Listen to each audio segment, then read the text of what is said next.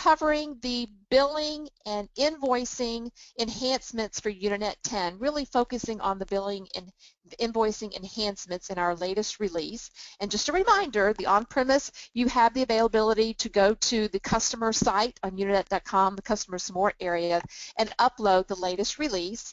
And our on-demand customers will have automatically be updated on September 12th.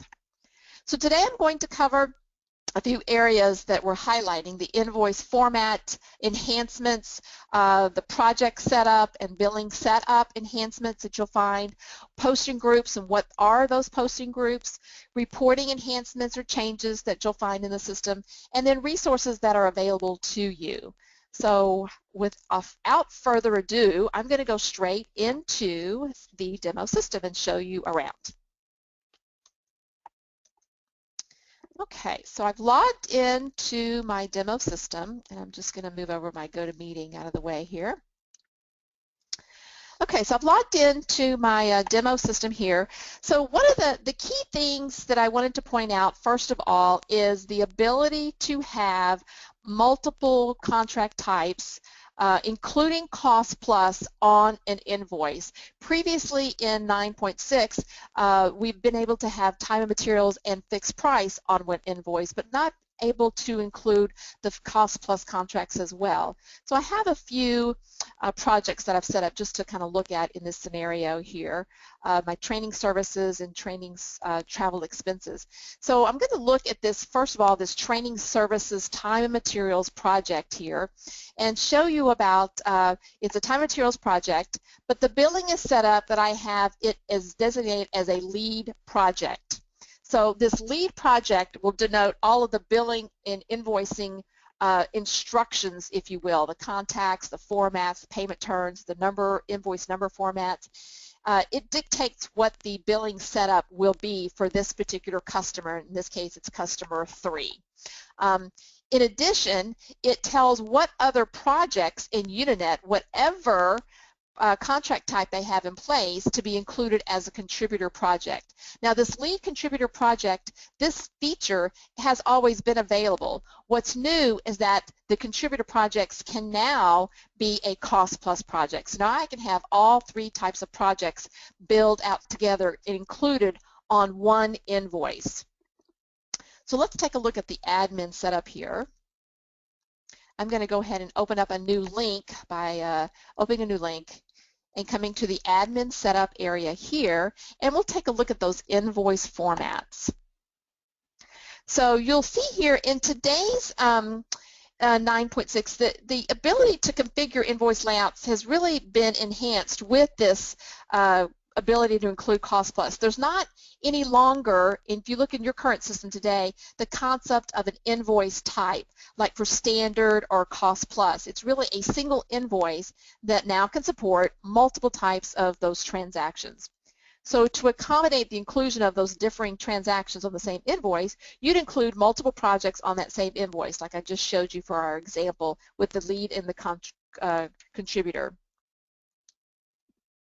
Okay, so let's go into this invoice format. You can see there's no invoice type associated with it. I'm just creating the invoice format here, and I've got this one that's set up for not only the fixed price and time and materials, but also the cost plus.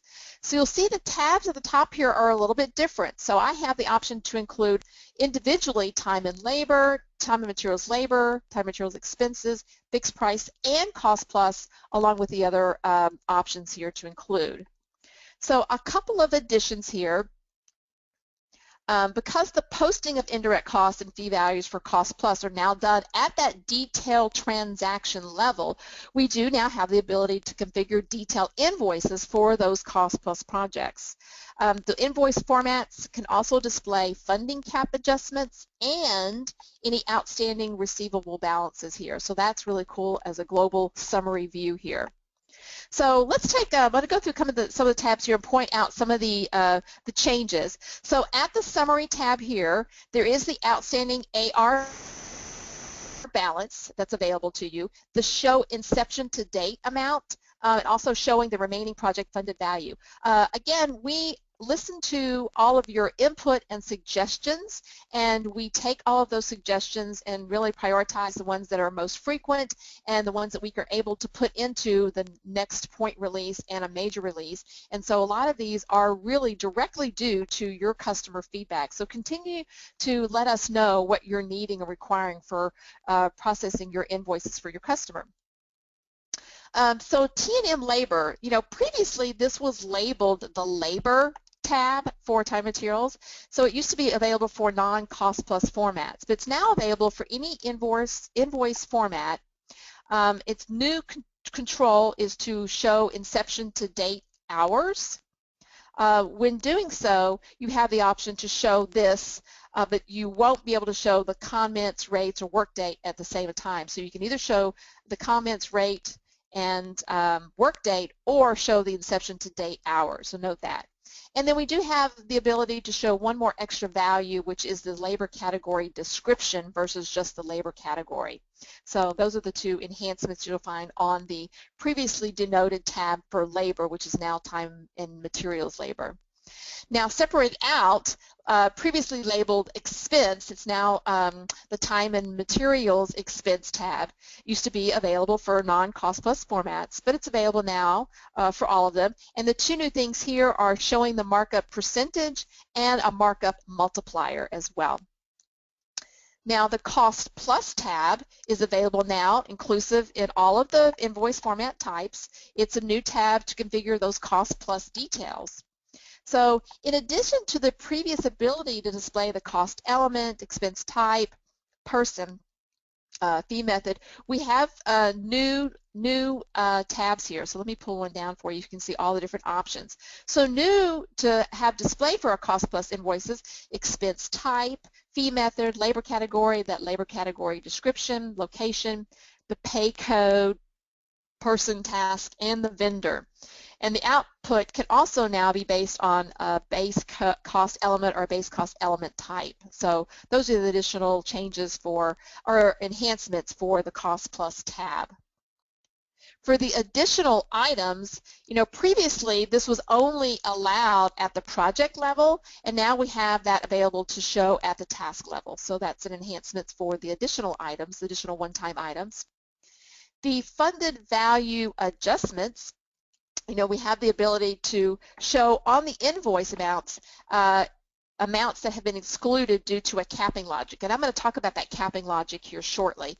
But you have the availability to show this here, and you may want to write off any amounts such that they don't show or appear on the invoice. So we have that available here for you as well. So denoting the existing formats existing invoice formats. I'm going to go back to the listing here of all the formats here. So for the cost point invoice format conversion, when you're migrating to Unanet 10, when you're on premise and you choose when that date's going to be, or when it happens for your on-demand customers, the cost plus invoice format conversion, so those summary, cost plus additional items, the tax sections of that new invoice format, it's going to display exactly like the existing invoice format displays. Nothing will change. So for the time and materials, labor, time and expenses, fixed price, pre-billed labor, those offset sections will be set up to display the same as they would be defaulted in a new standard invoice format. And all the other new features will be defaulted as not selected or unselected. Again, with the standard invoice format conversion, remember both of those now are going to be, just the invoice formats. There's not going to be a type, a standard versus a cost plus type. Again, those summary, the time and materials, labor, time and expense, fixed price, pre-billed labor offset, additional items, and the tax sections of that new invoice format, they're going to display exactly the same as the existing format, so they'll carry over any formats that you've defined in your 9.6 version. The cost plus section will be set up to display the same as it would be defaulted for any new cost plus invoice format. And then all the other new features will be defaulted as an unselected value. Okay, so the next thing I wanted to cover was editing an invoice directly. So I'm going to go back to my home page because I saved off a few lists of things. You'll notice you have the ability to save off reports, lists of things. I have my training projects or my sample projects that I'm going to be showing you today. And I have my training invoice here, my current editable draft invoice. So the first thing here is there's capability to edit some items in the invoicing screen. So I'm going to go ahead and go into the pencil view here of this invoice. So I have the ability to defer invoice items for my cost plus project. So if I go into my cost plus expense, you can see here, here's my invoice that I've got fixed price labor, fixed price item. This is deriving from a fixed price task that I have on my time and materials project. I do have the ability, just the same as I always have, to have a time materials project with fixed price tasks, or vice versa, a fixed price project with time and materials tasks. Now the cost plus inclusion on the invoice must be a separate project, but is included by that lead contributor denotation at the billing setup that I showed at the very beginning. So you can see here, this is a customer 3 that I have not only fixed priced amounts here coming from a task on my time materials project. Here are my time and materials labor that I'm calculating and including to invoice the customer. And then here's the area where I have the details of the customer 3 projects, some at the task level, some funding value adjustments here, and my cost plus project that I'm including here as well. My training travel expenses is my cost plus for my expenses that I'm going to carry on the cost of those travel, including a markup. So to be able to modify or defer an item, I can click into this cost plus expense, because I have expenses here, and I can select a detailed item to defer by just selecting here. Now we've had the defer amount before, but not necessarily at the detail line item for cost plus contracts. Now we also have this write-off amount as well, so we could select it or pencil it, going in, editing, and putting in a write-off amount. So for some reason, if I wanted to write off a certain $100 here, I could do that, and saving that back off again. Actually, let's go ahead and put that $100 here. We'll do an example of writing off that amount. And this here is editing at the draft invoice, so I'm only modifying this for this particular one invoice here.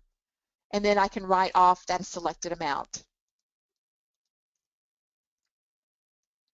All right, so we also have the ability to do write-offs and deferrals at the project level and at the task level. And then one other thing on the invoice itself that's a big enhancement that our customers wanted to have, let me go back to the invoice, is to go to the setup area and modify the invoice number. Now, a scenario that you might find for that would be, maybe you are making a modification. The customer said, you know what, I'm not paying for those expenses for that travel. That's not part of our negotiation. So I can come back, edit the invoice here. I can defer or write off some items, like I've just shown that write-off amount of the $100. Maybe there was a cap there, and this would be the revision A that I would send back to the customer. And now I do have the ability to modify that invoice number. So that's a great enhancement that's going to help to keep track of those revisions or mods of the invoices. Okay. Now you might have noticed as well when we looked at the invoice, let me come up here. I'm going to go back to my list. This new print option here. So this is new and can be set up at the project setup area here. So I have the ability to, in my search criteria for listing the invoices, to be able to select either the invoices that I'm going to plan to email directly from Unanet, or those that I've set up as the billing option to print them directly. So I have set up this particular project, this lead project, to show the printing of invoices. If I go back to my project here, let me show you where that billing item is set up. So here under contacts, this works the same as it has always in the past. Your bill to and ship to are coming from the project organization that's typically set up as your customer and the customer contacts for that organization, while your owning organization represents the customer or the owner organization of that company, of your own company, that's going to be recognizing revenue and receiving the payment, if you will. So here I've set it up to print the invoice delivery method to be print. If I set it to be an email, this whole section here is new. I can have a defaulted email message defined under admin setup, my to CC, BCC email, so all that, and the message, email message body can be defined under the admin setup. Let me go over there really quickly and let you take a look at where that would be. So this was a really highly requested enhancement for our Unanet customers. So we wanted to be sure to be able to include that. And this is under the miscellaneous section under admin. You'll notice now there's a new option here, email messages. So I'm going to click into here. And this is the email message type where I've said invoice send. And you can see I have a name, a description, and the body of the message included with some particular information here. The invoice, with fields, the invoice number, the dollar amount, the invoice amount, etc., the project information. So when I create that invoice send type and go back to my project, I can select, right now I only have the one, so I'm selecting it, and I'm going to go ahead and save that as a project to be emailed to the customer. So when I go back to my listing, I would select the email invoices and relist that. Yeah, let's see here. And I'm going to select the draft because this one is still in the draft mode. You can see here, you'll see the notice of the revision of the invoice based on my write-off amount. You'll notice that I have the email option now because I've designated the project setup to be emailed versus printed. And I need to select the actual invoice. Email.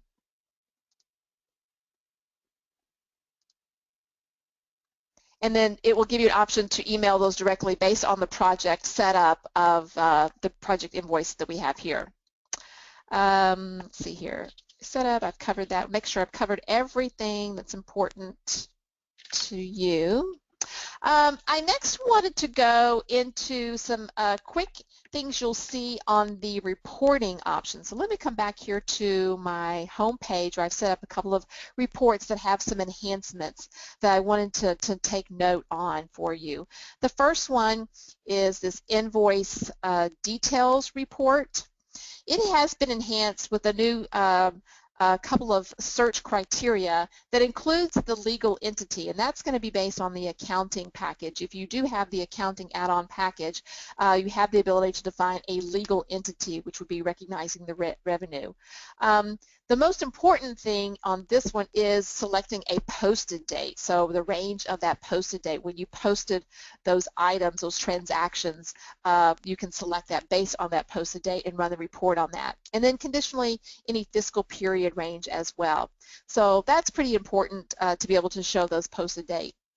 The same thing is available with the invoice status report, and I've got that saved on my home dashboard as well, the status report, having the ability in the criteria to show the posted date. And here you can see that the posted date is actually a new column that's shown, and I can do the selection criteria based on that posting date as well. So not only the invoice date of that draft invoice, but also the completed and extracted ones, but also when it was posted.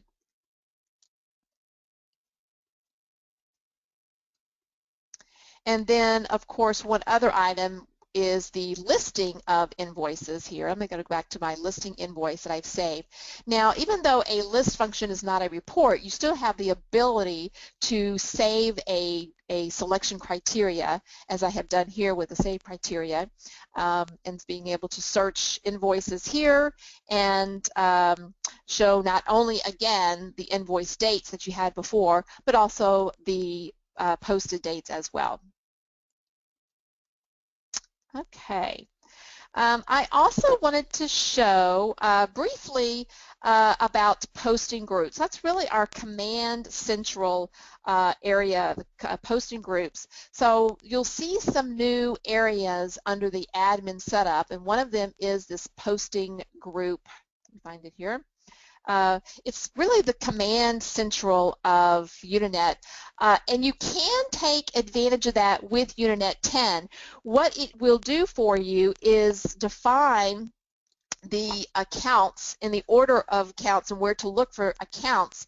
And this is really going to be helpful for you if you're doing what previously your export templates when you're capturing account information and sending it off to your third-party system with the interface, that export template. You would be able to use this posting group setup to define where the account is coming from. And it really leads to all of the account categories, the account itself, and based on the source of where it's coming from here. So you read this as right to left to where the Unanet system will look for the account. So for example here, if I'm billing, I'm going to go look from the project level first. If I don't find an account set up at the project level, then I'm going to use this account here as the default. So it goes from right to left. So that's really going to be useful if you wanted to use the command center here for posting groups, finding out what the accounts are, and then exporting that information to your third-party accounting system if you're not using the Unanet Financials package in-house. Not to say that you'd want to automatically rewrite all of your export templates today. If they're in use and working, we don't want to, if it's not broken, don't fix it. But going forward, we can maximize this capability here. So that'll be great for any additional interfaces that you need to create. Let's see. Now, the ad hoc reports will have new fields. We're always adding new fields to our ad hoc reports as we add fields to the system. So you'll notice that there will be various ad hoc reports with reflective changed field names that'll have the ability to show those. There are imports and exports under the admin setup that might be reflective of new renamed fields. For example, there's one account number field renamed to the external system code. Let me show you that on the project. You'll notice. Let me go back to one of our training projects here. And you'll notice even from last week, our navigational changes here, you'll notice the budget tab has moved over to the left right after the project profile. And then you'll see the new accounting package that's available here. So relabeled, it would have account here, previously 9.6. Well, accounts is very confusing. We're using that for a different mode for the financials package. So we renamed that to external system code, which could or would be used for a field available for your export template. So let's see here. In addition to this, the organization has that updated. A task will have the external system code as well. So let's move on to the financials tab here. This was called the billing tab previously, and now it is financials tab. So if you were the billing manager, you would have access to this as well as any of the accounting add-on roles that are available in the system today. And there are a number of new ones. So the important one here is this invoice and posting. The ability to bill and revenue post and unpost like we did before. It's just naming is changed a little bit.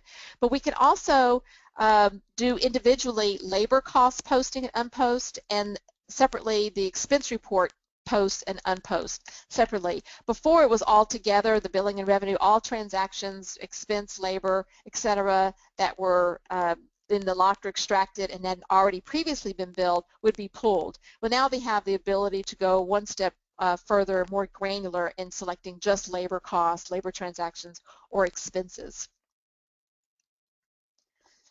Okay. So let's go through the last little section that I wanted to discuss today, and that is back at our projects, is the funding caps and also the multiple fee methods and fixed fee enhancements. So we'll go back to our training projects here, and you'll see my first project here. I'm going to go to my training services and my accounting tab here. Actually, it's my other project, sorry. I'm going to go back to my cost plus contract. My travel expenses project, which is cost plus, so you'll know under the accounting packet, tab here is the billing type of cost plus, my cost structure, and you'll see here the total value and funded value values are now designated here as opposed to under the budget tab. So it's moved to this new accounting tab. So you now can optionally limit revenue and or billing amounts to the project or task based on this funded value level. So any amounts that are earned over the funded value will be reversed in a funding cap adjustment. And that would be available to view in a report. So let's take a look at that report. So looking here at my project travel expenses, training travel expenses. So let's run a cost report. In fact, I thought I might even have it saved over here.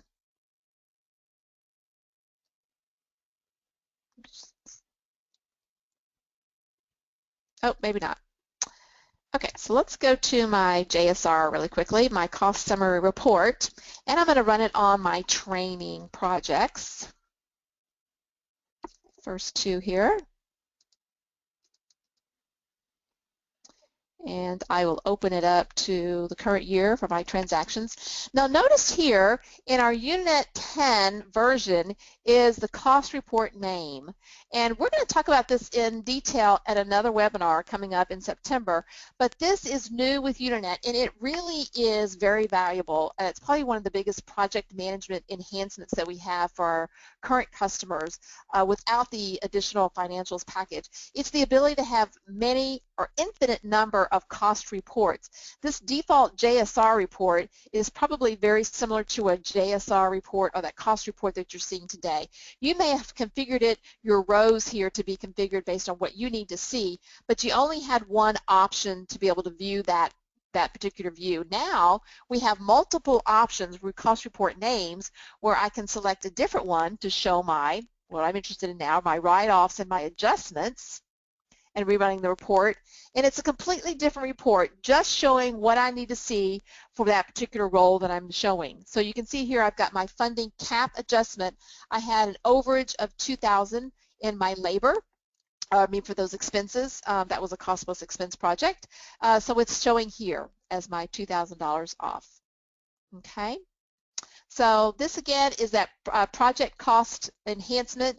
Under the admin setup here, you'll notice under admin setup, cost reports, there's not just the one cost report definition, but you have the ability to create many of them. Okay. And we'll talk about that in more detail in another webinar, just focused on just the enhancements of the cost report.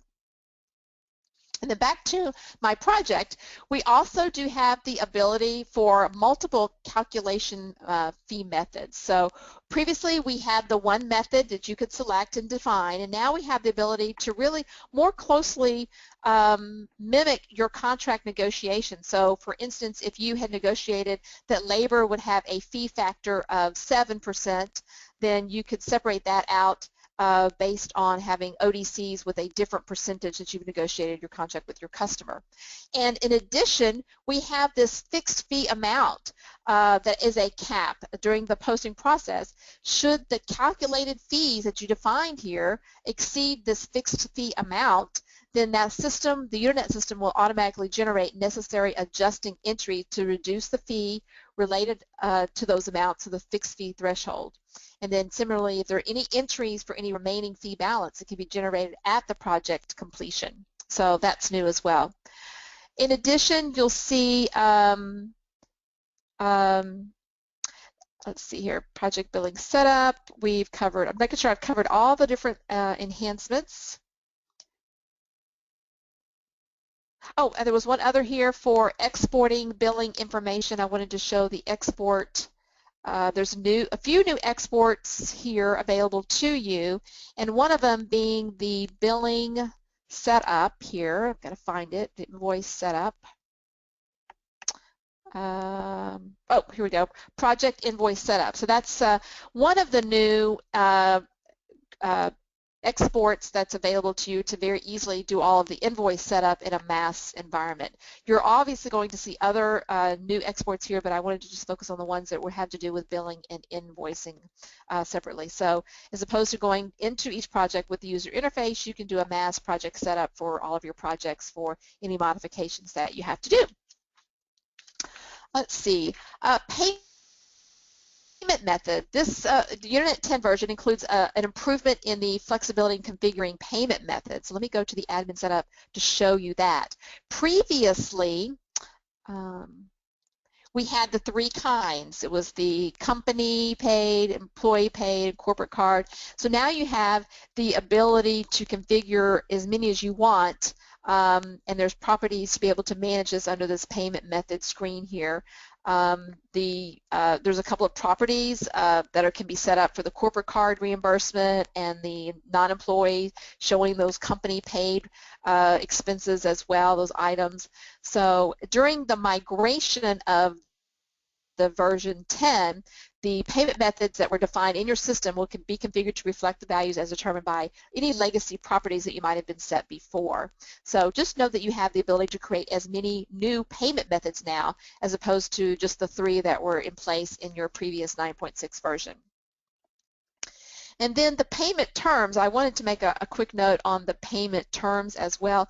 You can set this up under the admin setup here, and it's functionally has been extended to add the ability to handle discounts as well. There's new fields for the discount days and discount percentage here that you're going to notice as well.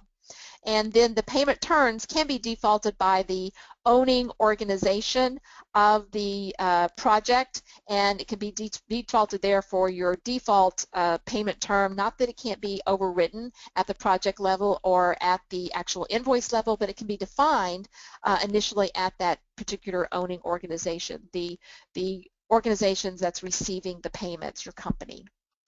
Okay, I think I've talked enough about all of the different enhancements and covered them in general. Zoe, how are we doing on time? And do you want to take a look at some questions?